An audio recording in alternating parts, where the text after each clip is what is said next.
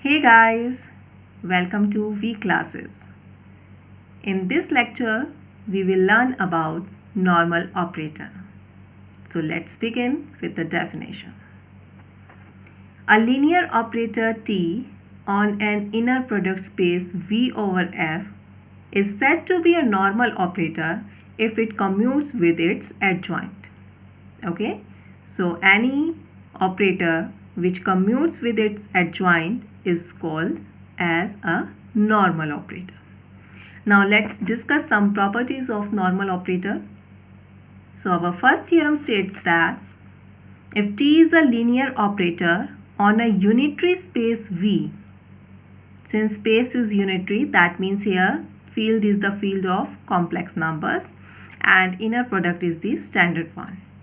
Okay, so a linear operator on a unitary space V is normal if and only if norm of T star of U is equals to norm of T of U for all U belongings to V.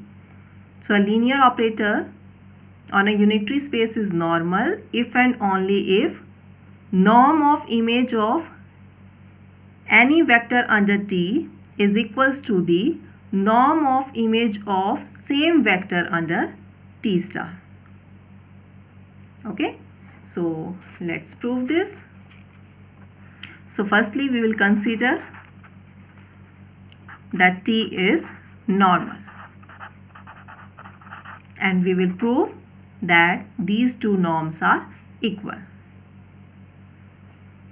So since T is normal, therefore T will commute with its adjoint. So T star is equals to T star T. Now for proving that these two norms are equal, we'll use the definition of norm in terms of inner product. So T star U norm squared would be equals to inner product of T star U with T star U. Okay, so we are going to prove this expression, and for norm of TU square would be equals to norm of inner product of T of U with T of U. So we are going to prove these two inner products are equal. Okay, since these two are equal, that means these norm square quantities are equal, and then we will take positive square roots, so we will obtain our required result. Okay, so for proving this, we'll consider these two inner products. Inner product of T star U with U is equals to, since T star is equals to T star T, therefore this will be equals to inner product of T star T of U with U. Okay, now by definition of composition of transformation, we can write this as T of T star of U, and this first term can be written as T star of T of U. Okay, now we'll use the definition of adjoint. So this can be written as T star of U and its inner product with T of U. T star of U by definition of adjoint. Similarly, on this side we'll use definition of adjoint, so we can write this as inner product of T of U with T star of U. But we know that T star is equals to T. So therefore we can write this as inner product of T star of U with T star of U is equals to inner product of T of U with T of U. Okay, and this means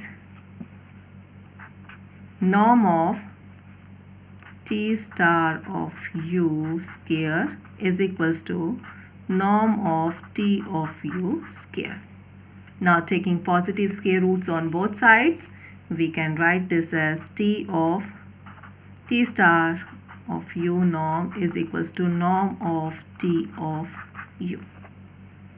Okay, so we have proved that if T is normal, then these two norms are equal.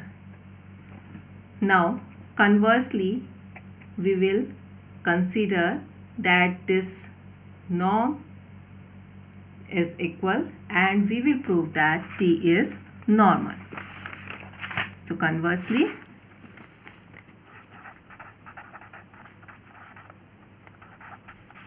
let norm of T star of u is equals to norm of T of u for all u belongs to V. So in above part also keep in mind that we have proved this for arbitrary vector.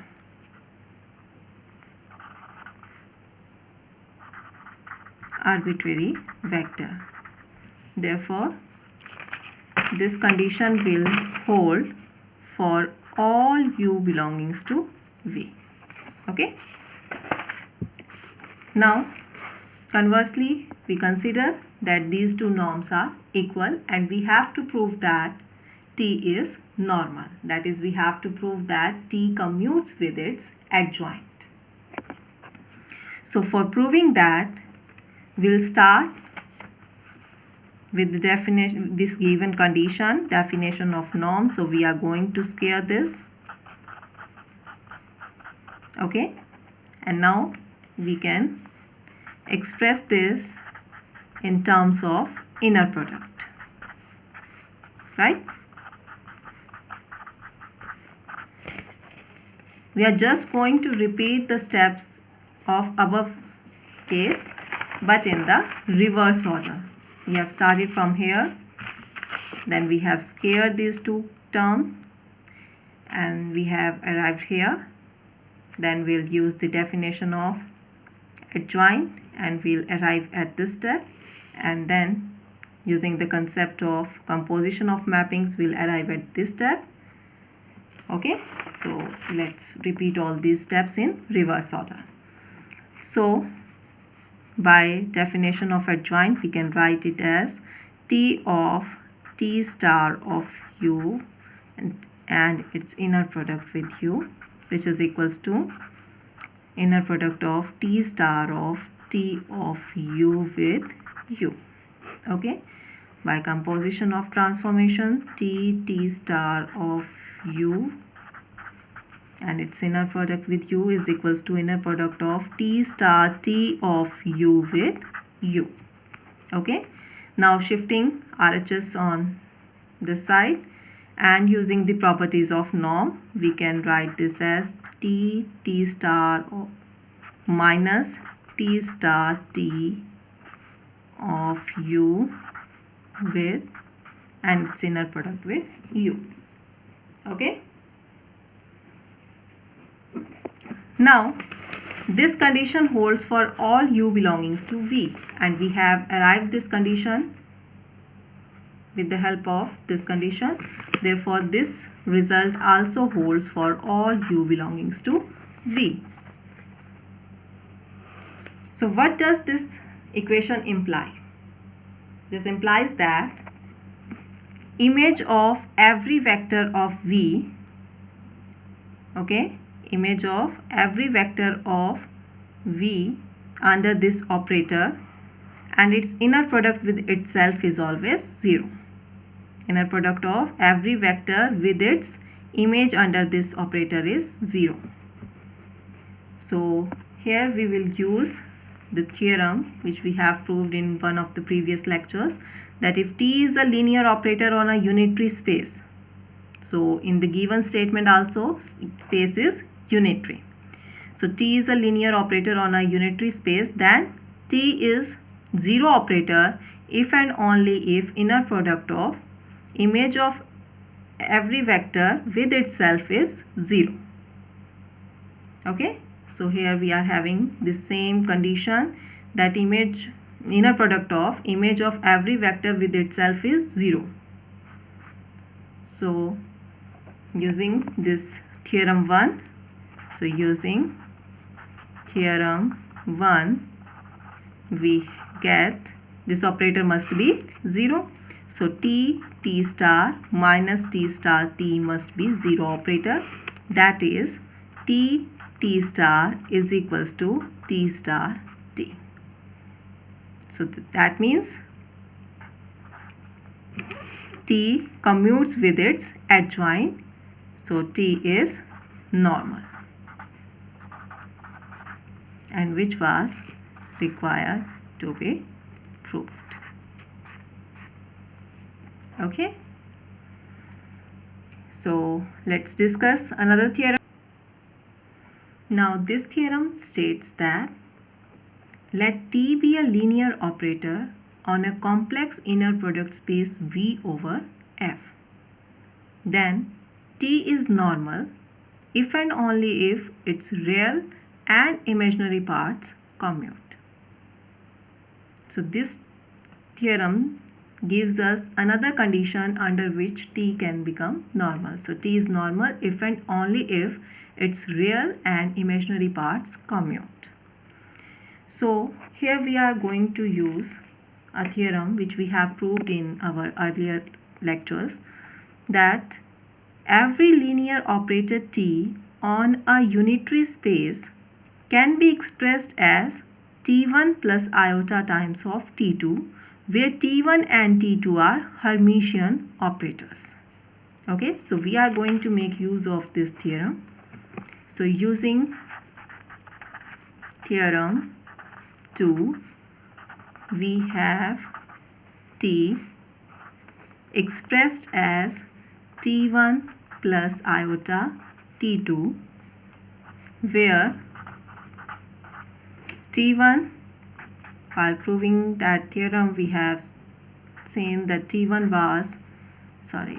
was T plus half of T plus T star, and T2 was 1 by 2 iota times of T minus T star, and T1 T2 were Hermitian. So therefore T1 star will be equals to T1 and T2 star will be equals to T2. Okay, now we have to prove that T is normal. So T is normal if and only if it commutes with its adjoint. So let's find out the value of adjoint. So T is T1 plus iota T2. So T star is equals to T1 plus iota T2 whole adjoint. So by properties of adjoint, this can be written as T1 star plus iota T2 star and its whole adjoint, and which is equals to T1 star plus, using the property AT star was equals to conjugate of A into T star. So this can be written as iota conjugate, that means minus iota T2 star. Okay, and this is equals to,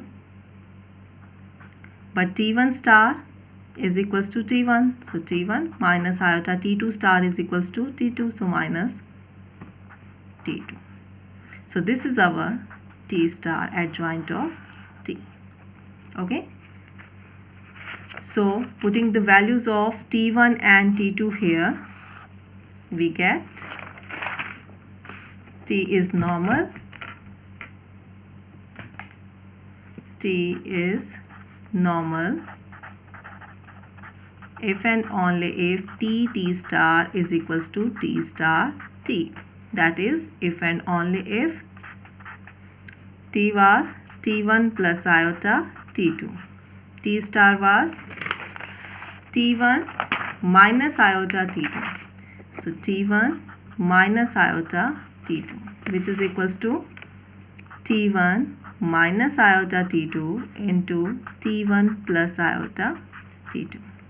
Okay, let's simplify the brackets on both sides. So t1 into t1 square, minus iota t1 into t2 plus iota t2 into t1, minus iota square is minus 1, so minus minus plus t2 squared. So here be careful while solving these two brackets on both the sides, since if you take composition of two transformations, say A and B, and it is in general not true that AB is equals to BA. Okay, so be careful. If you are taking A into B, then you have to write AB. If you are considering B with A, then you will write BA. You can't change the order. So this is equals to T1 squared plus iota T1 T2 minus iota T2 T1 and minus minus plus T2 squared. So simplifying, we get T1 square plus T2 square plus, taking iota common, T2 T1 minus T1 T2, and this is equals to T1 squared plus T2 squared.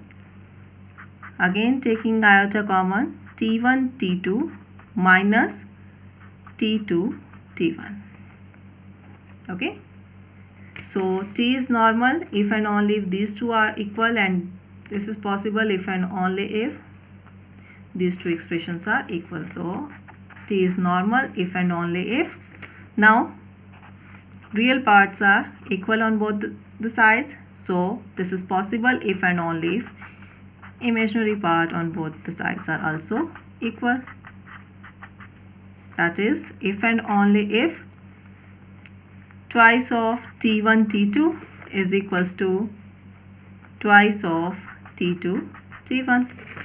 That is if and only if T1 T2 is equals to T2 T1.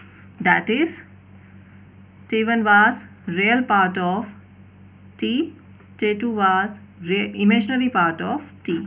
So T is normal if and only if real and imaginary parts commute with each other, and this was required to be proved. Okay, thanks for watching.